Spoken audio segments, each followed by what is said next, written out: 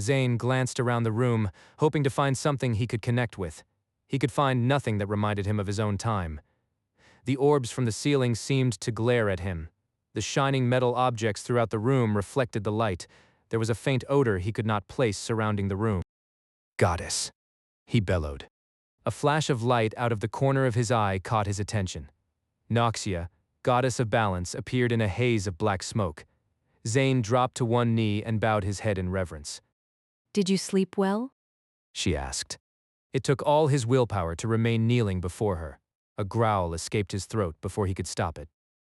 "Oh, Zane, get up. Don't be angry. I didn't mean to leave you like that for such a long time.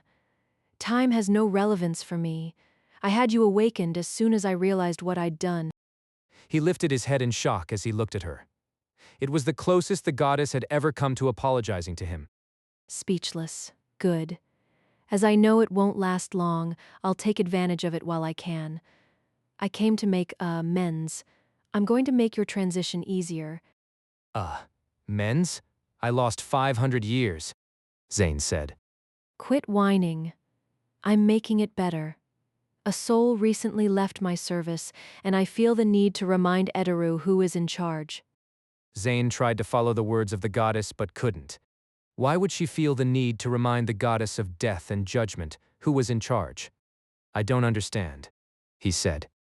You will later. For now I give you this soul. You will absorb its memories and knowledge.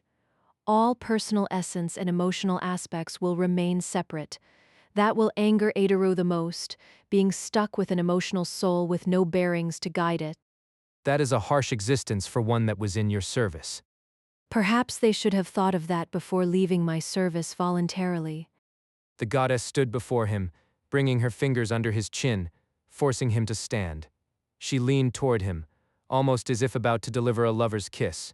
She exhaled a green mist that went directly into his mouth. He tried to turn away at the invasion of a foreign substance, but she compelled him to remain still. When she finished, she disappeared without another word. Zane stared at the place she had stood and questioned if she had been there at all. A sudden pain ripped through his skull, bringing him to his knees. He cried out in agony as he collapsed. Each beat of his heart brought a raging torment throughout his body. It felt as though his head could burst at any moment. Within a few moments, it passed. Zane gathered his bearings and stood once more. As he looked around the place of his awakening, he recognized and could name most of the items in the room. He no longer felt out of place. The computer on her desk caught his eye. He searched his mind for uses and smiled.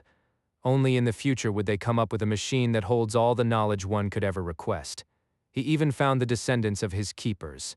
It had been the keeper's job to ensure crazed townsmen would not find him. They failed. With no thought to the time zone differences he now knew about, he picked up the telephone and called the number listed under the keeper's family name at his ancestral home. He could only hope that after so much time had passed, the new family would have honored the vows of their ancestors. "By the light of the moon, with the grace of the goddess, I bid thee service," Zane said. "By the light of the moon, with the grace of the goddess, an oath in blood, we are here to serve."